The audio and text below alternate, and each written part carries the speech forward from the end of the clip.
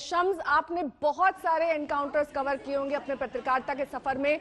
आज जो ये एनकाउंटर हुआ है दुर्दांत अपराधी विकास दुबे का, कौन सी ऐसी वो बातें हैं जो इस बात की ओर इशारा करती हैं, ये इंगित करती हैं कि कहीं ना कहीं इसका ताना बाना बुना गया था, ये कहानी थी जो बुनी गई थी। हालांकि तमाम जो सीनियर अफसर हैं वो कुछ और ही कह रहे हैं, लेकिन इस वक्त आपका जो अनुभव है वो क्या कहता है? कौन सी ऐसी बातें हैं जो खटकती हैं, कौन से ऐसे सवाल हैं जिनका जवाब दिया जाना चाहिए? नया पहली बार एक ऐसा एनकाउंटर है जिसमें कोई बात मुझे नहीं खटक रही है, बहुत ईमानदारी से कह रहा हूं। और उसकी वजह यह है कि 2 जुलाई के बाद से ही मुझे मालूम था कि यही होना है। कल विकास दुबे जरूर जीत गया अपने आप को गिरफ्तार करवा के, उसके पीछे जो भी मंशा हो, लेकिन उसके बावजूद बातें यही हो रही थी कि एनकाउंटर कब होगा, कहां होगा। बल्कि बहुत सारे लोग ये कह रहे थे बिकरू गांव में होगा, उसी के घर में होगा जहां से कहानी शुरू हुई।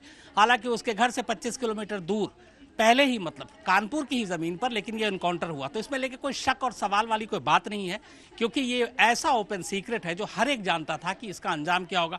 पहली बार करियर में मैंने देखा कि यूपी के एक एडीजी लॉ एंड ऑर्डर, वो प्रेस कॉन्फ्रेंस में, भरी प्रेस कॉन्फ्रेंस में कैमरे पर कह रहे हैं कि जो उसने किया है वो एक नज़ीर साबित होगा जो हम उसके साथ करेंगे, और वो उसको हमेशा पछतावा होगा। ये क्लियर मैसेज था कि क्या होगा।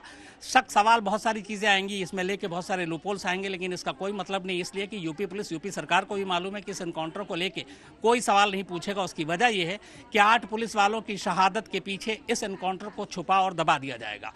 जो रवीश ने कहानी आपको सुनाई, उसके आगे की सिर्फ कहानी इतनी बता रहा हूँ कि 15 मिनट सिर्फ ऐसा मौका आया, एक चंक, जब आज तक की टीम इस एसटीएफ के काफिले को चूक गई, पीछा करने में चूकी भी नहीं, बैरिकेडिंग करके रोक दिया गया अरविंद ओझा जो हमारे सहयोगी हैं।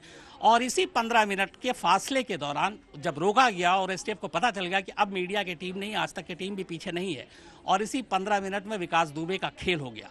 अगर ये 15 मिनट का फासला बैरिकेडिंग करके टीम को न रोका जाता तो शायद जो सुबह की प्लानिंग थी वो कुछ घंटों के लिए और टल सकती थी, बाद में हो सकती थी। लेकिन ये जो 15 मिनट का वक्त मिला, जब कैमरे को और पूरी आज तक की टीम को रोक दिया गया बैरिकेड लगाकर, उसके बाद ये एनकाउंटर होता है।